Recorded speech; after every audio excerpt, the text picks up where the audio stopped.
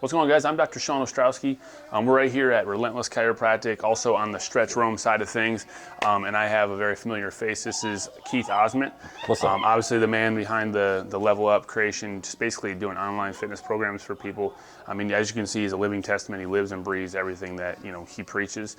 He also owns Spartan Smoothies, which is again some of the best top-notch nutritional supplementation you can get in town, as well as there's so many other supplements. Yeah. I mean, you told me before this is more than just a smoothie shop now. Yes, for sure. What is your vision with Spartan? Yeah, so Spartan, I've always envisioned just a one-stop shop where people can come in and grab smoothies, shakes, supplements, sit down and do nutrition consultations with us. And I think, me and Sean, we have such cool things going on here in this one strip mall. It's like I call it the self-care shopping center. You can get here and you can get a chiropractic adjustment and stretch, get some supplements. We've got an infusion center on the corner at the shopping center. So you can literally start at one end and go down and finish out the day and feel like $1 million. So get the mani and pedi in there too, Yeah, but honestly, I've been at Spartan took over in 2019 from an existing owner. And in the time that I've been here, of course, me and Sean have grown a relationship. But honestly, I haven't carved out enough time to get in here and see what he's all about from the chiropractic side of things, from the stretch side of things. So I'm here today, and he's going to put me through some stuff. So I'm excited. You promised not to break me, right? I won't. I got to go to New Orleans Thursday, so I can't be driving down there with a busted back. Right? You should be all right. You should feel better. And maybe that's some of the maybe that's some of the myths or the fears from the general public that you may have. So I'm looking forward to Sean kind of educating us a little bit more on some of that stuff, because I'm going to be asking some genuine questions. So I'm excited. Yeah, well, I think one of the things too, and I'm gonna let Keith lead, just because I wanna make this video more about the questions that are out there, the true questions. There's nothing made up or it's all raw. He's gonna ask me things that are really on his mind, things that he said he don't break me. He, obviously kidding, but probably just a little bit of that in there. Yeah. But what you see is what you get here in this office. As you see, we have teams behind me. Little ones are running around just a few minutes ago. We just got done doing some training. One thing that you'll learn about Relentless is we're all about trying to get better every single day. So when I'm over here, we're drilling role play, we're going through actual patient interactions, what that looks like, what a good way to explain things are. There's always a best way to do it. There's always a better way to do it. And so we're always working on those different ways to communicating with you to make sure that when you come in, we can answer those questions more effectively to make those light bulbs go off. Because I think the most important thing about chiropractic care is that people aren't really problem aware, or they don't really know what the problem is. They know there's pain, but they don't know anything else. They don't know why it's there. Someone's told them it was muscle, someone told them it was bone, someone told them they needed surgery, someone told them it's their diet. And in reality, it might be a lot of those things, right? And so I'm just excited to be able to take Keith through, a real life, what it looks like. So what's the thing you're most, so honestly, first I know thing you have questions about? I'm assuming when you first get somebody in the door, if you just want to kind of show me what you do, you follow up, you ask me a series of questions, do you go right for an x-ray? What does that look like for like the first 30 minutes? So typically your first day, it starts over here. The little ones are over here, but we can kind of make our way over. Yeah.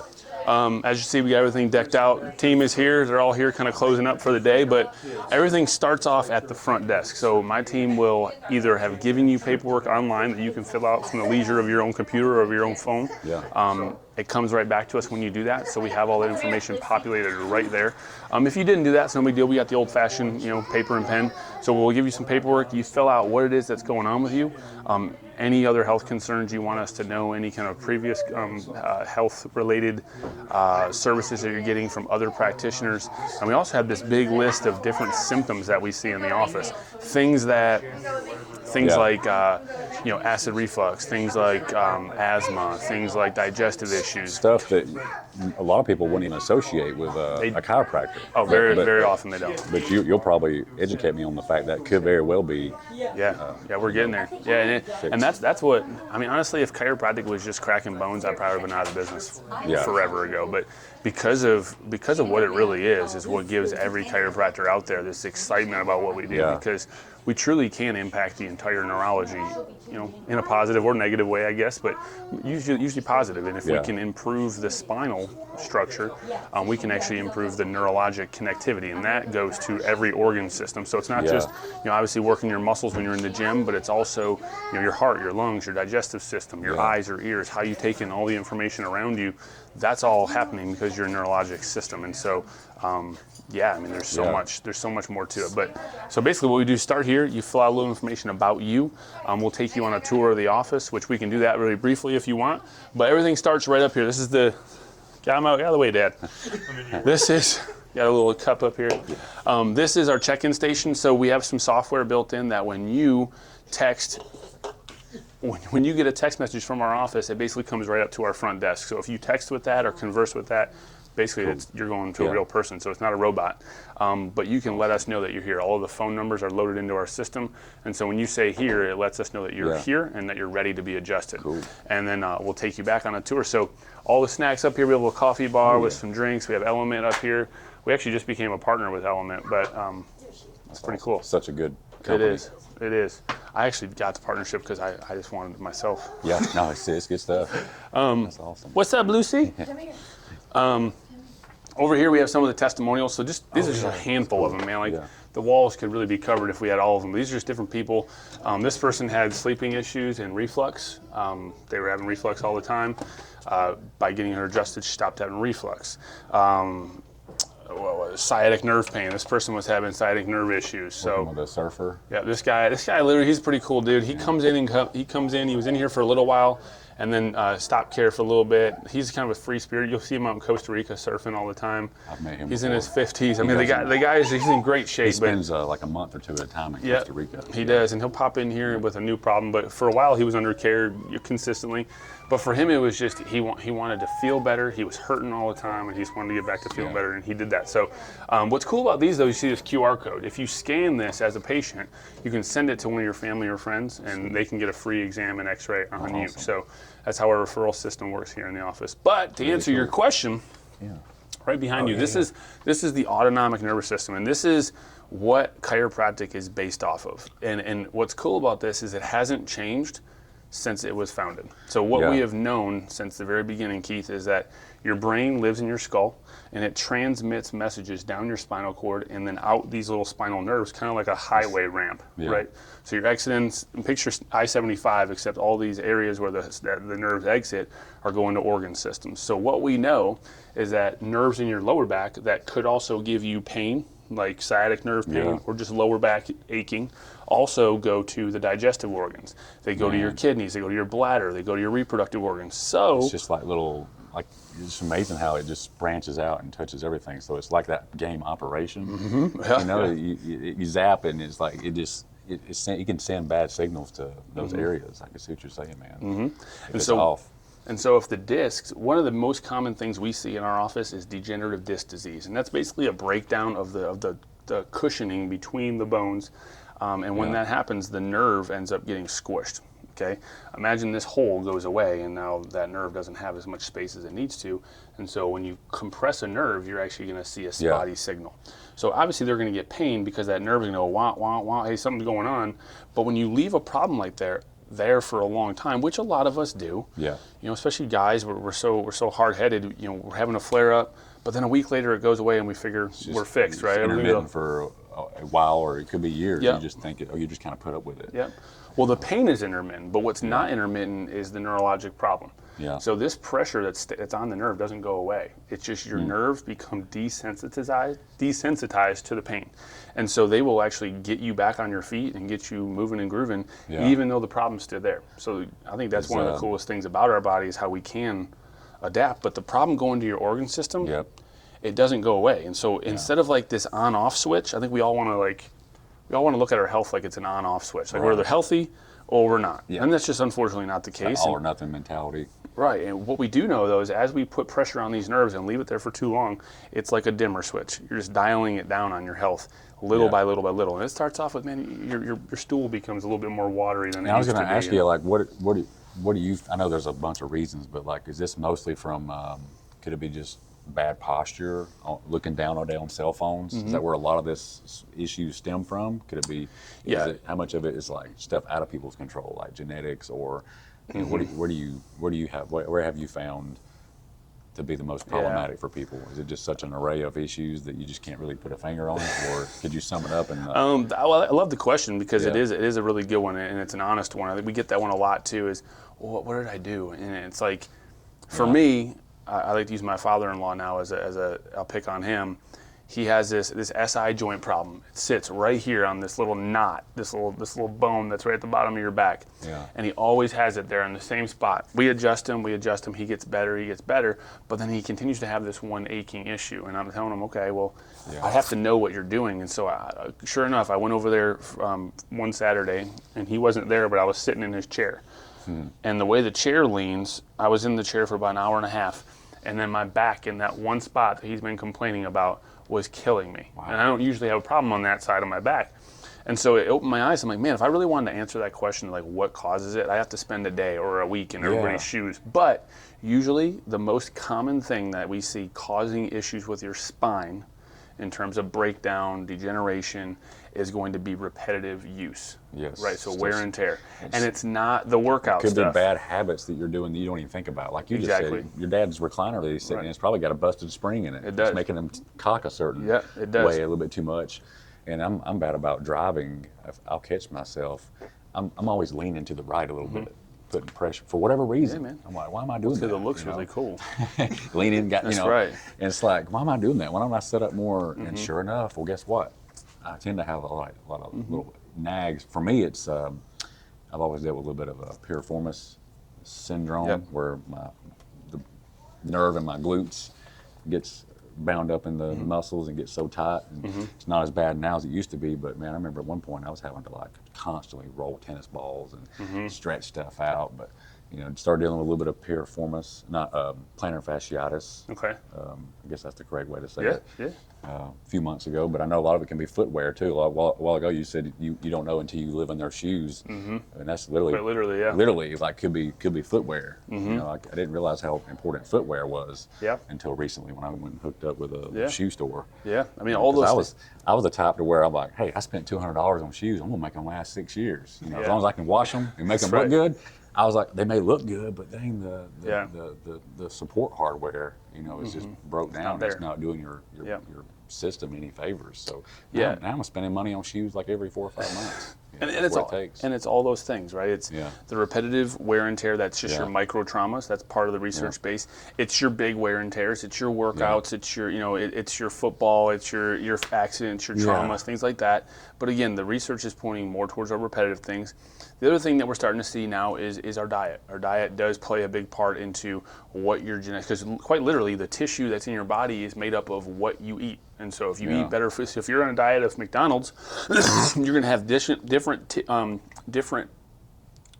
chemical makeup, different biological ingredients to make up the tissues in your body. Now your body's pretty creative; it figures out a way. But if you're feeding it filet mignon and better meals, you're going to have better ingredients to work with. And so that's part of it. But the inflammation that comes into your body too. A lot of times people's pain is just because of the crap they're eating. And if you cut some of these things out of people's diets, I'll hear people like, man, I've actually felt really good. And then they'll start adding in those pieces back in their diet, and they start hurting again.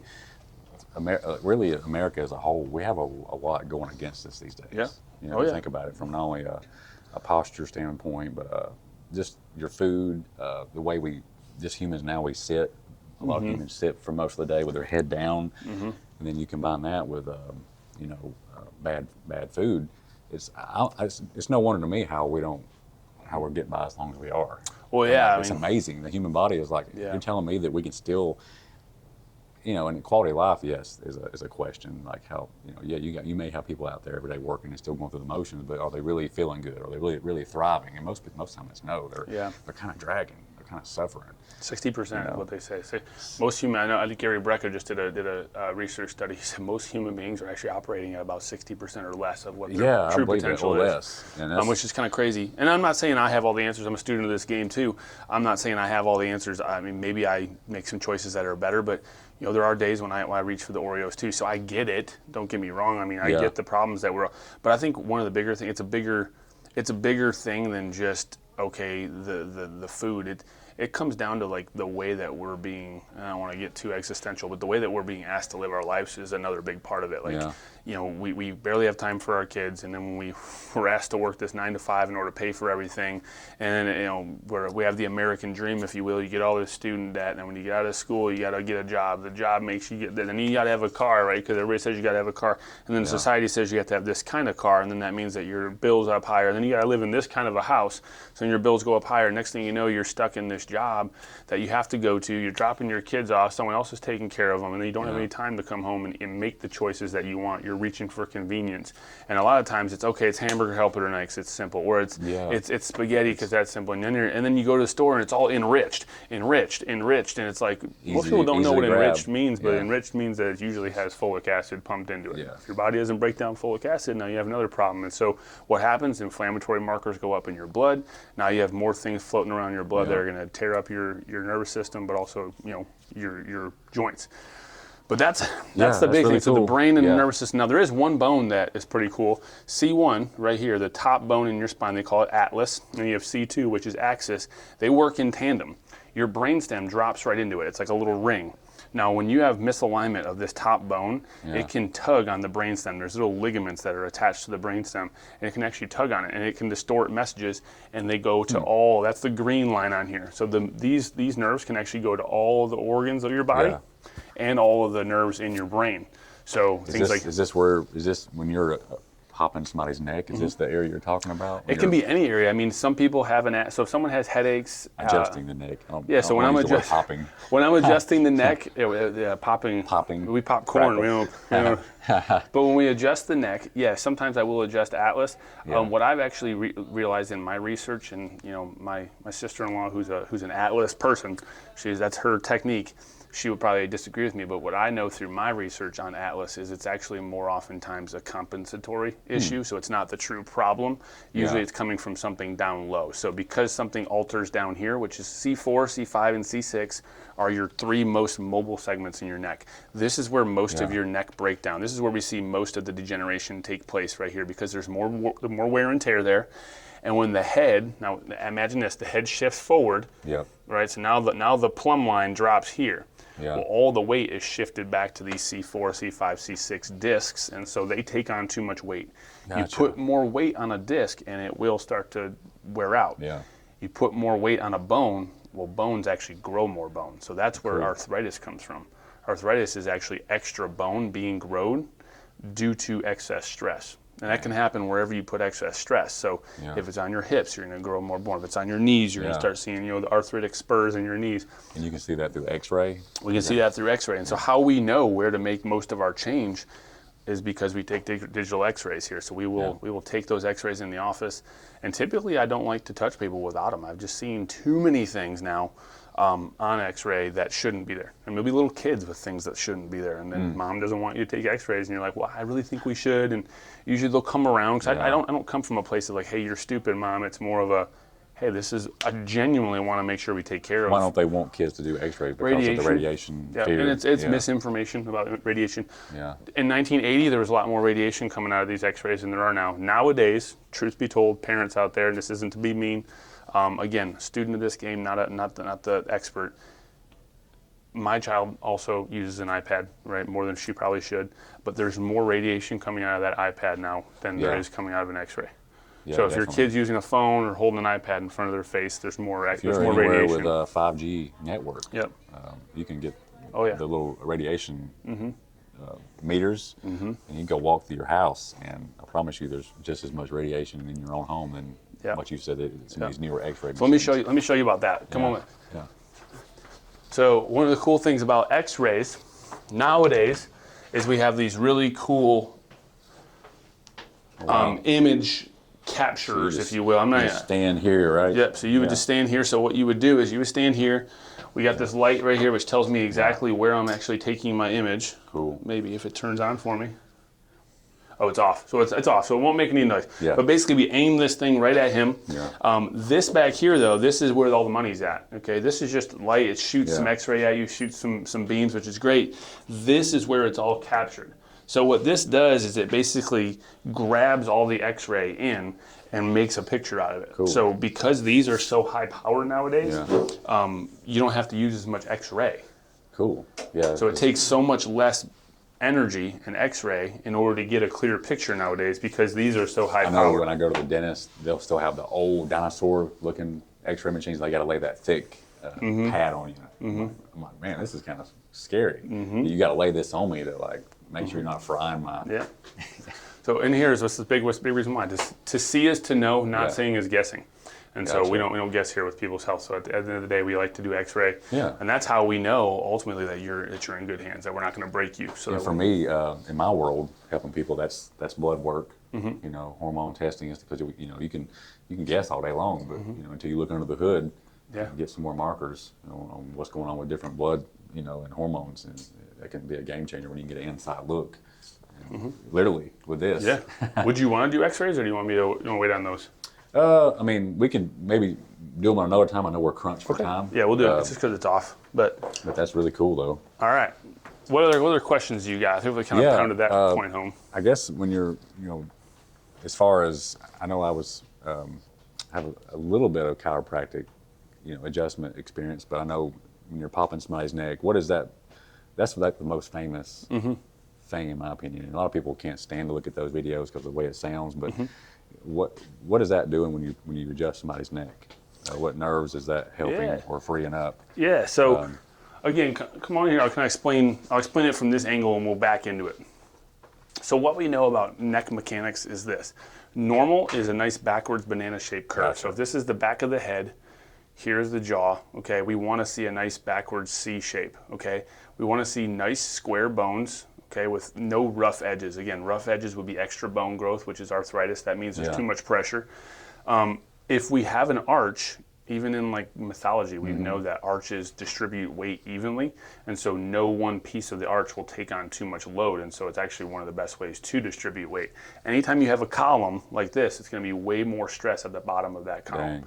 So what happens typically, again, is it's not the trauma. Usually traumas can happen, but usually it's the repetitive micro trauma. Looking at your phone, looking at your computers. A lot of us have to go through, 10 to 15 years of school where you're looking down at a computer, looking down for writing. I know when I started looking at writing, we had to use chalkboards. So, I'm not that old, but I used a chalkboard when we first started learning how to ABCs. So you're looking down at a chalkboard, and then my whole life in school was pen and paper. And then nowadays we got MacBooks. We think we're so technology savvy, but MacBooks are probably one of the worst designed computers. And I'm not sorry, I think we need to work on it. But the computer designs you to basically look like this.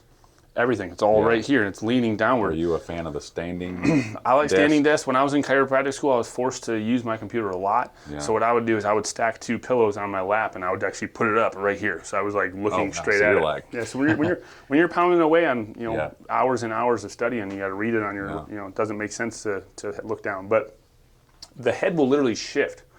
So imagine like we put braces on our teeth because we think our teeth are ugly, right? That's a completely cosmetic need, but we spend $5,000 a pop every day. True, yeah. Orthodontists are just raking it in, and it's purely cosmetic. There's no need for straight teeth outside of just looking good, right? But we don't think it's important to spend that kind of money on our spine. Well, this is what houses your nervous system.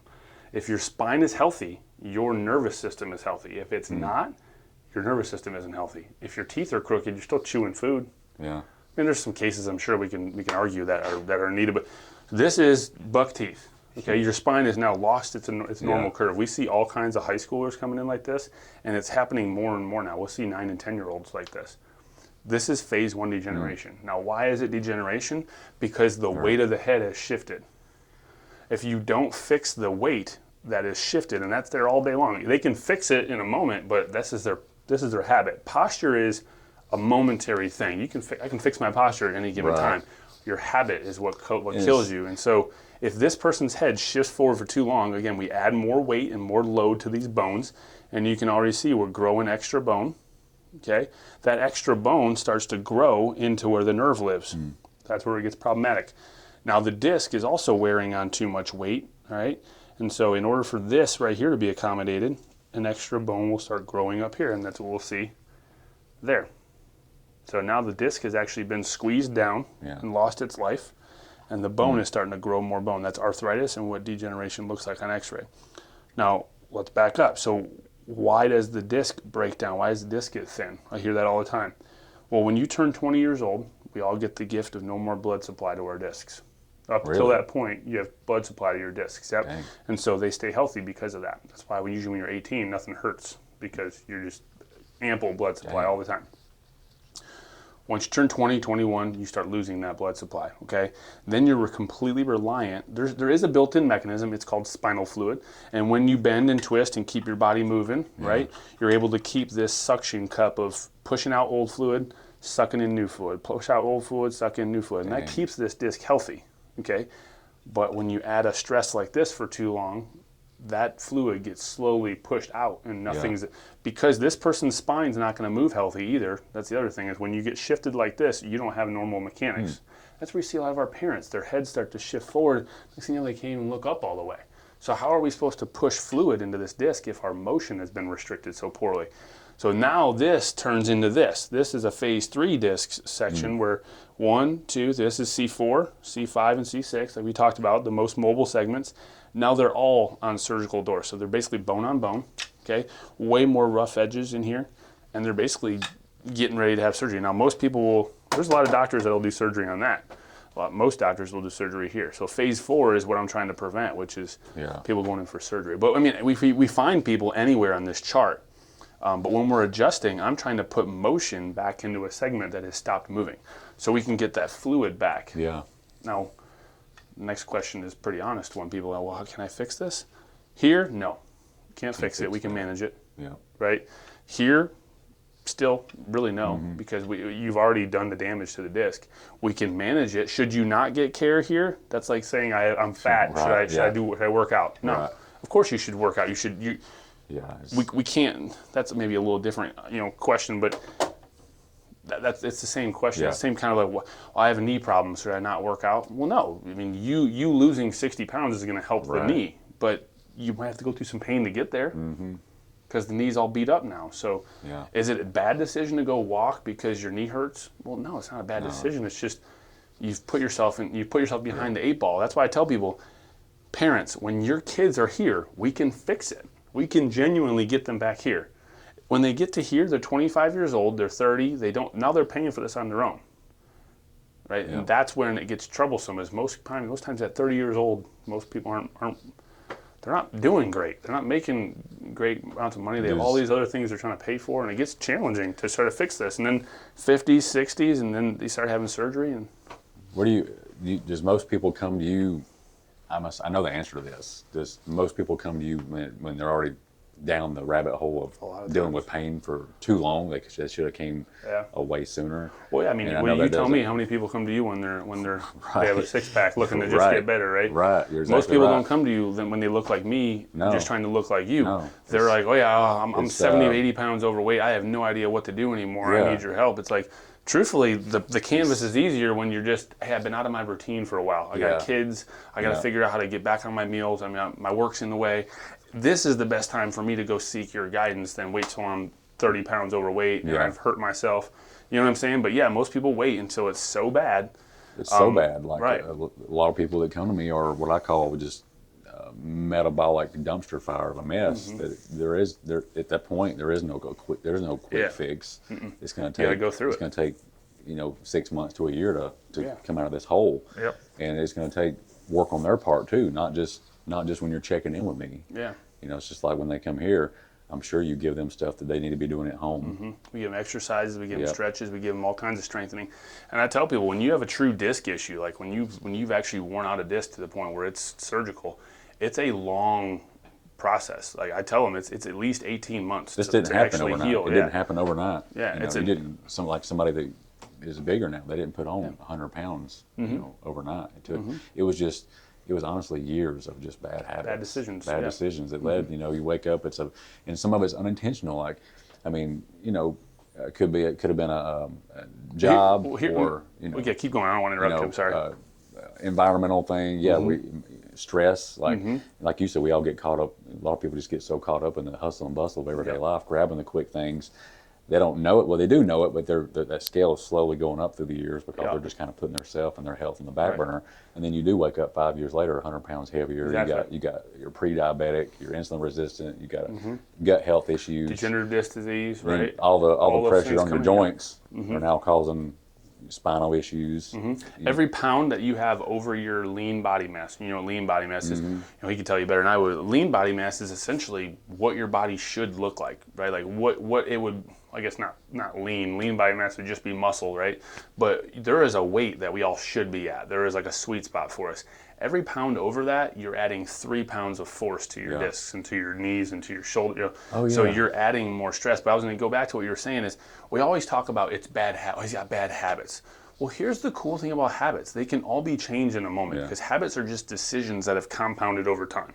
So when you change it, when you make a decision that you're going to read 12 books in a year, you might not get there, but if you set you might not be perfect and get 12, but you're probably going to read more than you were when your decision was, I'm going to watch TV. When you have, when you're problem aware, now, and that's what we do here. I was just telling my team when we're training, our day one process is about trying to become problem aware. Yeah. The same way when you sit down with someone, I'm sure we're not trying to say, hey, you're stupid, you're making bad decisions, and our way's right and your way's wrong, but it's about making sure they understand that all the things we just talked about, this didn't happen overnight. No. But they have to understand that where they're at happened through a time process of just the habits. But the good news is, once you're problem aware, you can then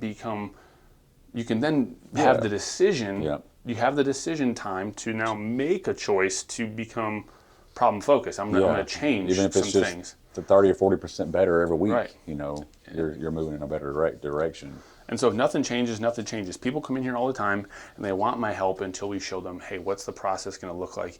And hey, there's going to be a financial piece to this. When they see that, sometimes they're like, oh man, I don't want to do that. Well, here's the difference between us and a lot of other chiropractors. And I don't want to say we don't let you do pay as you go because we have been doing that lately. But truly, if I see this on someone's x-ray, that's not a pay as you go problem. That's not a problem that can be fixed with pay as you go visits. Because typically what happens is when someone comes in, if you told someone, hey, I need you to have 5 smoothies a week, but they're going to pay as they go. If you said, hey, I'm going to give you a package, this is how many smoothies, it's going to cost you this much every single week, I'm just going to draw it out of your account, and it was cheaper, wouldn't it be better for them than if they were just to come in and pay every single time for a $12 smoothie? You're going to say it's $10 if you do it on a package. There's a lot of people that would rather pay extra money because you know what? It's actually cheaper if I only come twice though. It's cheaper for me to do your smoothie package if I do it my way at $12 a pop because it's only $24 a week instead of doing it $50 a week. So yeah, doc, it is cheaper if I do it in a plan, but I know I'm not committed to doing it. They're just poking at it. They're just kind of barely. Right. So this can't be fixed without commitment. And so that's what I'm asking for when you come in here is I'm asking for your commitment to this process. And if you got some I'm skin going in to the walk game through this fire with you. financially, I'm going to walk through this valley with you for the next Yeah. year if you want to do it. I'll be here to help you along this way, but I tell people, when you come in with this problem, your restrictions are right behind you. So even though we might fix the pain for now, you're one good bad pull away from hurting this again. So it's important that they know that this takes 18 months to fix. We're okay with that when it comes to our teeth and putting braces on our teeth. Right. But, and we're also okay with the fact that it's going to hurt a little bit while you're changing things back. But we can't wrap our head around that here. And that's what I guess that's what I'm trying to get across is if you're willing to spend $5,000 on your kid's teeth so it looks pretty, why aren't you willing to spend $2,000 on getting their spine fixed? True. It drives me up a wall. But when we're adjusting the neck, we're trying to put motion back into this spine. Now here's where I'm going to probably blow your mind and maybe I might lose some people with this but when we adjust the spine, we're not actually popping bones in and out of place. So that's why we don't like the term pop. Sorry. But you do, no, I don't care. But you do hear the pop, mostly because a joint has become so fixated or locked up when they get into these kinds of positions. Remember we talked about they don't move well. So if this joint's locked up and it builds up gas inside of those tissues, right? Because your fluids and stuff, they actually have hydrogen in them and things like that. So gas does build up. And when you release a pop can, that hydrogen, all that carbon, it all comes out and makes that noise. Or if you pop your knuckles, it's just gas being released from that knuckle joint. Wow. So when I'm adjusting someone's spine, that you hear is usually just gas being released from their spine. I had no idea. There's no crunch, there's no real bone being like that. But what we are doing, which is really cool, is we're actually sending a message up the spinal cord, all the way around to the brain stem, and it circles around to your prefrontal cortex. That's what's responsible for reorganizing your spine. Gotcha. It's also what's responsible for you learning anything. So when you're in the gym and you're doing a deadlift, you're hitting it well. You can tell you're in the groove. Man, my squats felt great today. Well, someone who doesn't work out every time is like, what the hell is he talking about? It felt great today. Mind to muscle connection. That connection that you're making from your brain to that movement, you're like, man, I really felt it today. Sometimes you don't. Yeah. But when you do, it's because you're tracing that rhythm over and over. That neurologic pathway is being traced. And that's why sometimes you bring a beginner workout person in there and they do a squat, it looks all funky and stuff because there is no muscle connection. There's no neurologic pathway developed yet. But once you look at that person a year down the road, they're going to look like a different person in the gym. Well, why? Because you created a neurologic pathway. And your brain learned how to do that skill more effectively and I guess prettier in a way. That's why someone who goes to yoga for the first time is going to look like an idiot in there. Then they do it a year later. After a year of doing it, they're going to look like a pro. And it's because you do math problems over and over again. You get good at them. Like my dad's a math guy, he's an accountant. Math, problem. It's all the same problem. You're just fixing it in a different way, but now you've trained your brain to identify that issue, figure out a pathway to fix it, right? And it's what we're doing with eating too. But when we can adjust the spine repetitively, we begin to teach the brain where these joints belong in space. That's all we're doing when we adjust. We're just trying to basically, I guess for lack of a better, we're putting an educational moment into the spine. Yeah. That's cool, man. And you add up those educational moments, and next thing you know, the spine starts to take shape. Well, other than, I appreciate you explaining that because I didn't know all that. I know I went on a rant there. No, that's cool, man. And other than like the chiropractic piece, and just getting people in a groove with that, I know you have a couple of other things you do here. That you got a couple of devices like machines. Can you like kind of like show me that or what that's for? Or is it like a pulse machine or something like that you got? We do. We have a piezo wave machine and we also have a spinal decompression machine. And just kind of show me what that entails or what it looks like or how does that work? Well, here, let me show you this. So before we go into the decompression, you have to understand what we're doing. So we'll go briefly through this. So this is a side view of someone's spine. Okay, here's all the little pokey things you feel on your back. If you were to poke your back right now, these are the little bones that you feel at the back. Okay. These are your actual vertebrae, and then in between there you have discs, spinal discs, okay? And again, they're made up of a jelly-like center, okay, which is highly pressurized. It wants to escape in every direction, okay? And then you have 20 rings that go around the outside, 15 to 20, and they're basically tissues and they're walls that build on each other. Their job is to give you the ability to bend and twist, but also keep this jelly in the center. Okay, gotcha. So their job is also to keep this neurologic tissue back here safe. Now, if everything's perfect, here's your spinal cord. Again, here's those exiting spinal nerve roots taking information from the brain and out, right? That can go to your digestive organs, that can go to your muscles, that can go to your skin, right? It can also take messages back in. Is this hot? Is this cold? Is it squishy? Am I off balance, right? All those things. So this is normal. And we're looking at this person from their feet. Gotcha. So here's their left foot, okay. Here's their right foot. This is a person who has a disc bulge or a disc herniation. This is what we fix with the spinal decompression table.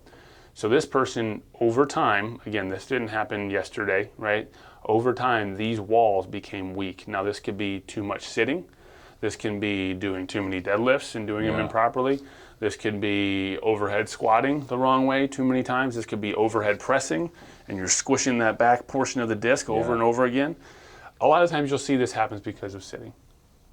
Sitting That's is the like biggest the most bad habit, Yeah, because when you sit, and I sit like this, if I sit, and a lot of us sit in our cars like this, right? That's why I always tell people the first thing you can do to fix your back is to get your seat closer to the steering wheel. When you do that, it changes your entire biomechanics of your spine. Just look at this. Most people sit like this and they drive like this. Well, they're too far away from the wheel. I'm bad about, I just don't feel like there's enough room in a vehicle anyway. But like I'm bad about keeping my feet cocked out, on the gas pedal. Like my foot will literally be laying over like that, sitting on the gas pedal. And that can introduce some external rotation of the hip or internal rotation of the hip. External. I see that sometimes. I'll see a lot of that nowadays on the right side. But again, coming down to the disc thing, this is where it really breaks down. Is when I used to drive, I sat in a little Dodge Stratus. My dad bought me a Dodge Stratus. Now 6'4", too tall, so I had to push the seat all the way back. And when I did that, I sat like this. And a lot of us, my brother-in-law does this. He drives a big old truck, but he still does this. He's sitting this far away from the wheel, and now his back is in a hunched up position. Yeah. So now, because we're in this posture, you're adding 250, if not 350 pounds of force onto that lowest disc. So if you are, or I'm saying, you should say you're adding about 350% of your body weight onto that lowest disc. So if you weigh 200 pounds, you're taking almost 600 pounds and putting it on that lowest disc because of the biomechanics. Now, if I get myself closer to the wheel, just in doing that, now my posture has become more upright. I'm not going to say I'm perfect, right? But you're closer to a better stable position. You're not putting as much pressure on that lowest disc, and we're able to make change. So that's one fundamental thing you can do right off the bat. But because we wear the disc out, right, doing this, then we sit at work and we're adding stress to the back side of the disc where it's closest to the nerve. Okay, and it wears out, and then it causes this bulge, and so then comes into decompression table. Yeah. So let's go look at that. And I tell you, not only did I have a driving job for a couple of years, Oh, that's but right. I also sat on my wallet. I had a thick wallet. The George Costanza episode. It messed me up big time, and that's what caused a lot of the piriformis issues. I think. Have you ever seen the Seinfeld episode with George Costanza? No. Where he pulls the big old thick wallet like full of my stuff gosh. out of his back pocket. He's got this sciatic problem going on, and it's this big old wallet. What's that? Yeah, and I talk about it over here. It's that important that Kendall actually drew this. My wife, Dr. Kendall, I told her I want to have one that shows what happens to the spine. Crazy. And this is truly what can happen. You actually have like a scoliosis. The other thing that people don't know about, and we see in Rome a lot, is cowboy boots. Cowboy boots do the exact same thing to your lower back and to your disc that high heels do to women. Yeah, so when you put a heel on, basically what ends up happening is now all your weight starts to lean forward. So now your spine, your pelvis will start to shift forward. Jeez. So because your pelvis shifts forward, you're not just going to fall over, right? So your brain is going to do something to make sure you don't. It's going to basically take your tailbone and your discs and roll backwards. So now remember, my pelvis is shifted forward. My whole tailbone has shifted forward, but my spinal disc has done this. It's instead of falling forward, it's gone and done this and leaned backwards. So now here I am wearing out that back L5 disc all day long. And it's because we just want to look cool in our cowboy boots. So when I see people come in cowboy boots, you have a back issue. One of the first things you can do is take your cowboy boots off. He played with the Cowboys for 10 years and lived in Texas, so it's like ingrained in him. We'll give him a pass. Yeah.